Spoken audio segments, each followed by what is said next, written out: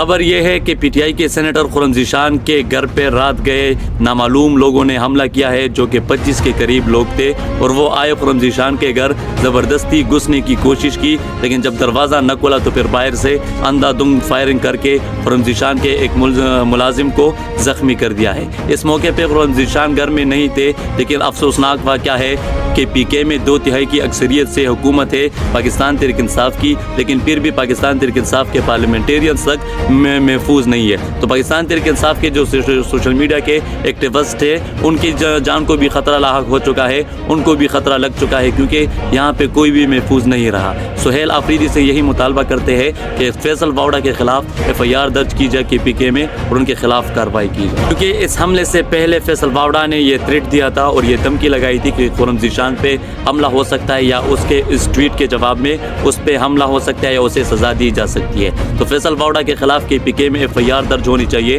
اور سہیل آفریدی کو اس معاملے کا نوٹس لینا چاہیے، کیونکہ کے پی کے پاکستان تحریک انصاف کا سیاسی گڑھ ہے، عمران خان صاحب کا سیاسی قلعہ ہے۔ اگر پارلیمنٹیرینز محفوظ نہیں تو کوئی بھی یہاں پہ محفوظ نہیں۔